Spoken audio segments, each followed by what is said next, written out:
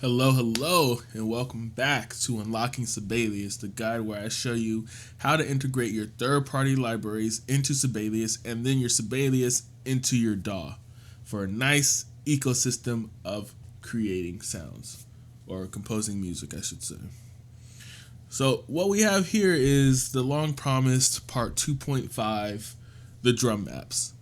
In part two, we went over the sound set editor, which is what you see right here. We talked about the general tab, controllers, volume, attack types, switch types, and programs.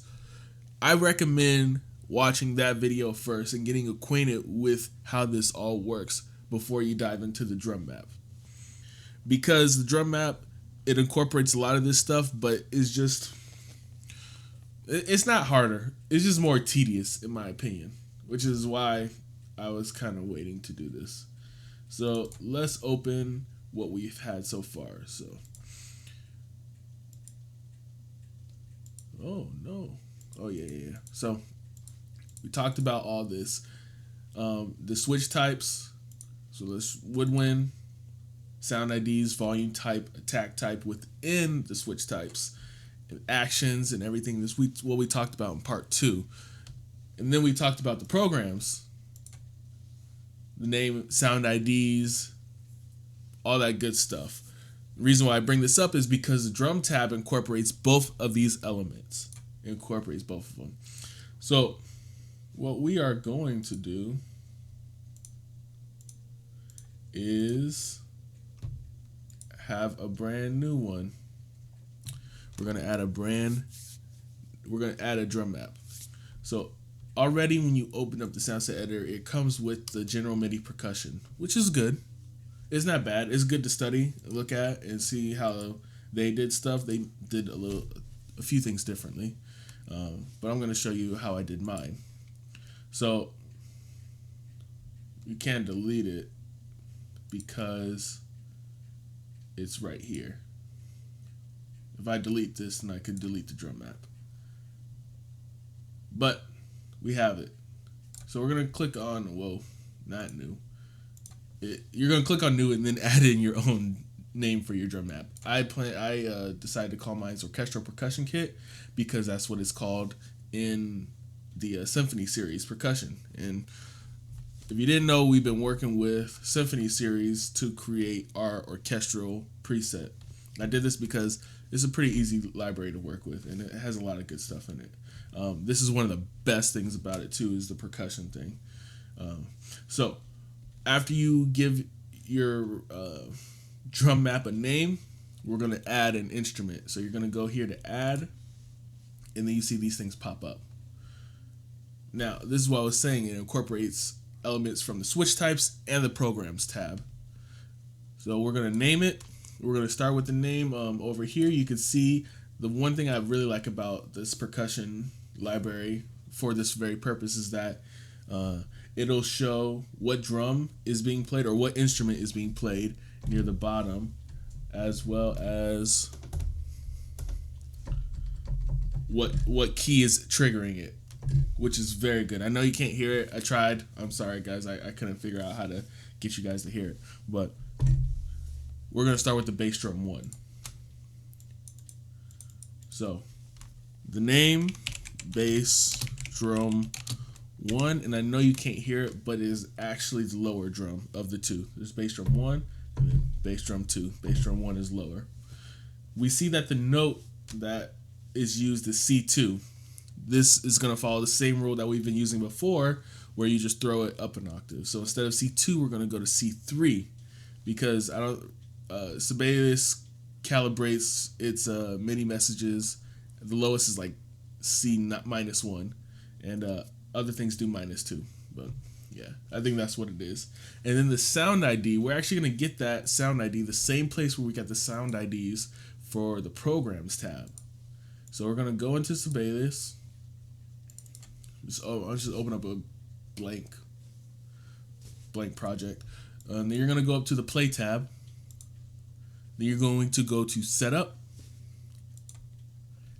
And then go to preferred sounds. And here is where you'll find it. In the sound IDs area, we're going to go to unpitched. and then you're gonna find the different type of drum you're looking for in our instrument. In this case, we're looking for a drum, obviously being the bass drum. And since I said that this is the lower one, bass drums only come in two categories: low and very low. Right? Oh no, medium, but I want very low. So we're gonna go to very low, then find the bass drum. And let's just do that. Just use the bass drum root. We don't need to expound on that. So the rest of this is if you have different articulations, like you could read it. If you want it to be specifically for a concert, you can put that. If you want just rim shot, roll, stuff like that. But we don't have anything. We just have a basic bass drum hit. So this is what we're gonna do. We're gonna go up here, copy, Command C, Control C, whatever you got, and then we're gonna add it back into the sound set editor. Control V, Command V, whatever you got. And there you have it. As you can see, it drops down when you have relevant information. But we only have, we got what we need. So what it shows is the category of instrument, the type of instrument, the range of the instrument, and then very low, and then the specific instrument. So you can get a lot done with that. Next, we're going to add the bass drum 2. I'm going to show you guys. Rewind. After you've done that, go to the Start Switch tab right here. Click Enabled. And now see, you have something similar that you saw both in the switch types and program tabs. The volume type and the attack types. These work the same way, but it might be different for your percussion instruments than it is for your wind or string instruments. So you got to know your library a little bit. I know for a fact that this library, that's me hitting it. This library, the volume and the attack are both based on the velocity. So that's what we're going to put. Volume type is note on velocity. Attack type is note on velocity.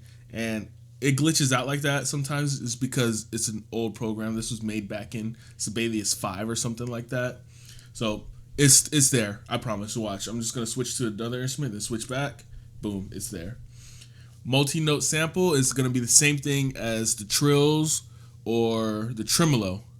Instead of having each note being trilled or tremoloed within, like if you're thinking of a piano roll in MIDI, like let's say you have a trill between C and D, and instead of it going C, D, C, D, C, D, C, D, C, D like that, it's just going to have one long note of C, and then it's going to be triggered by a key switch or something. That's what that multi-note sample is for. And then the actions, we'll get into that a little bit later when I get into a little bit more detail. But if you don't have any modifiers like snares on or different stick types, don't worry about it. So once we have that, don't worry about in switch. It's just actions in case. This is for if you need it to be cut off by something. That's it. But most libraries just one hit and it's done. You don't need to have a cutoff switch or something like that. You might if you have a loop. I've never tried that. I just thought of it actually. But yeah. So back to general and the next sound. Next sound we're going to go to is bass drum 2. And remember how I said the first one was very low? This one's just going to be in the low category. But instead of us, going in here and copying it, you can do that if you're quick with it, but I'm going to show you a different way, just in case you want to kind of get to know it better. We're going to go to Sound ID, and remember what I said, you're going to go to type of instrument, so unpitched, and then the type of unpitched instrument, the drum, and then the range of it, it's low, then the specific drum, bass drum, and that's it. That's all you need. Easy enough, right? So if you want, you can kind of suss out what it is But if you want to be absolutely sure, go to Sibelius, check it out, get the legit one. Doesn't matter either way. They'll both work. As long as it pops up, you'll be fine. See? A lot of options. Next, we have the key again. This one is pretty nice because it goes in chromatic order. But for this particular library, it's going diatonically. So in the scale of C. So instead of C sharp, we're going to go to D. D3. Just a little something to be mindful of. You know, you might get a break every now and then between E and F and B and C. But those are a little far and few in between. So yeah, that's really it, you guys. That is it for the drum map. Also, don't forget the start switch. Boom. Don't forget that, because that's important. Sometimes if you forget it, it might work, but then other times it might not, and you're like, why isn't it working? This is probably why. I had to learn this the hard way after a lot of frustration. Yeah, the drum maps are not my favorite things. But that is really it. Truly. Just go through each of your instruments. Like as you can see here with these orange and yellow keys, I have all those to do for this particular library. It doesn't take that long. Like I said, it's just tedious. But once you get it done, it's done. You know what I mean? And I'm going to show you a little bit more advanced option. So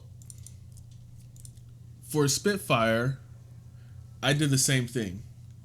I got a drum kit, you know, call this drums high, and I made a map for each one of these.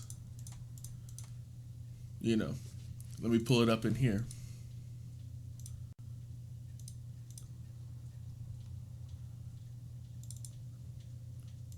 High drums, you see snare 1, it's C1, but in here it's C2, of course, because of the change. And I just did, excuse me, I did all the instruments that are in this kit. And I've done that for the low drums, the metals, the toys. But then I kind of hit something where I was like, I want more. Because Spitfire has a really, especially this percussion library, has a really extensive amount of articulations and different ways to hit it. Like the anvil alone, let me pull that up, because that's kind of crazy. It's in metals. The anvil alone, look at that. Look how many articulations that has just for the anvil. So I wanted to have that option of having a lot of different articulations on one instrument, and you can do this too, but again, it'll take time. That's it. So that first percussion kit that we made, that I made, the high drums, I decided to break all those up individually.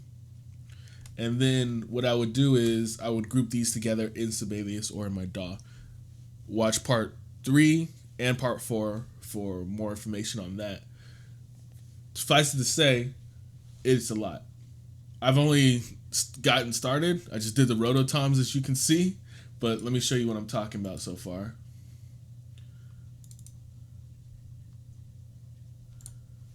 So remember how it was all grouped together?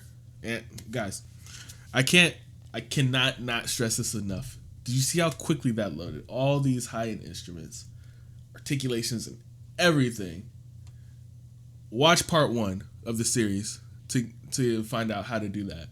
How to get things to load extremely quickly. I mean extremely quickly. So, back to it. As you can see, all those instruments are now broken up. I'll pull up the kit. Rototom, congas 1 and 2, timbales, bongos, snare 1, 2, and 3, timbales, snare 3, 2, 1, rototoms, congas 2, 1, bongos. It's all split up. And they have so many more articulations than I know. I'm going up and down so quickly. Sorry. As you can see, this only has enough room for that. You can add more articulations, but like you can turn it on and change it yourself. But I didn't want to do that. I just wanted to separate them out because also, as you'll find out in the DAW section, you can control these individually. And so that's what I wanted. I wanted the individual control. So on Rototoms, I took all of these 5, 4, 3, 2, 1, and then the swell I treated as a roll or a tremolo. And I'll show you what I did there with these. So with Rototom, let's just say 3. I got the name, the sound ID, and the key all correlating. Roto 3 is B2, B3 in the sound set editor. Went to start switch. The volume is controlled by expression. The mod wheel actually doesn't do anything in these libraries, but the attack, the velocity, is still controlled by the velocity. And so that's why I have it there. Let's see, Roto 3 swell, I had that multi-note sample on. So now it knows to have one whole note and then just activates this articulation as if it's a key switch. Easy enough, right? Now let's add one more. Let's add the snare. Snare 1. Add. And then this is going to be the hit.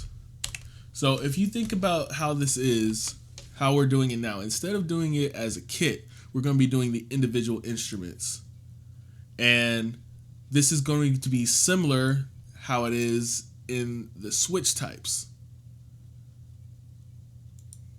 where you have reset, kind of like that, but you have different ways to hit the instruments instead of articulations.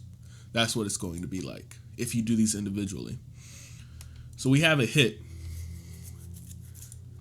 Let's look up what the snare drum hit is. So to make this a little bit quicker, I know from experience that the snare drum is a medium-sized drum. And so we open up the medium tab under unpitched instruments, and then bam, there's a snare. And I want to specify whether the snares are on or off. So I'm just gonna do snares on. And then you can see that there's more articulation with the snares on, but we're just gonna use the bass for the basic hit, if that makes sense. Just the basic hit, we're just gonna get the most basic thing we can, and then everything else will be a derivative of that. So I just copied it, pasted the sound ID into here. That's all we need right there. Find the right thing. It's on C2. We're going to go to C3. We're going to go to the Start Switch tab, enable it. Volume type is expression. Like I said, that controls the volume. And attack type is controlled by the velocity. Boom, we're good. But now let me show you this. We're going to add a new one. We're also going to call it hit, but we're going to call this snares off. We're going to do the same thing. I'm just going to paste the same thing, except now I'm going to delete where it says snares on, and I'm going to replace that with the word off. Easy enough. I'm telling you guys, this stuff isn't hard. It's just a little tedious, if I'm 100% honest. This might be different for your library, this next part, but the concept is still the same. So my key to activate the hit is still going to be C3, okay? But if you look right here, it'll show that we have a key switch of sorts for snares on or off. Look at that. Wait. Let me... Snares on, snares off, snares on, snares off. So I'm hitting a key for that. So it's turned into a key switch for that. When we go to the start switch, we're going to enable it again, do all the same stuff, expression for the volume, and then attack type for the velocity. But now in the actions tab, we're going to do this. We're going to go to, you see where it says C-2? The lowest one that's here is C-1. But for the snares off, it's actually going to be C sharp -1. That's it. And we're going to add that. And then back up at the top, we're going to add C -1 for snares on. You get it? So this one has a command of switching that to that key switch of snares off when that note is triggered. And then, or when snares off is triggered in Sibelius. And when snares on is triggered, it triggers that key, the appropriate key switch to switch it back. So you'd have to do that for everything. For this one, you'd have to do like this whole, all these articulations just for snares on. Then you'd have to do it again and do it for snares off. Like I said, this can get a bit tedious, but if you remember from part 2, in the preview section, this is the code, the script, I mean, for everything that you're doing. So as you're going, it's adding to the script. And what you can do is you can copy it, go into a script editor, paste it, and then do what you need to do. Let's say, you see, snare 1, hit. You can change this around. You can add in more. So like let's say we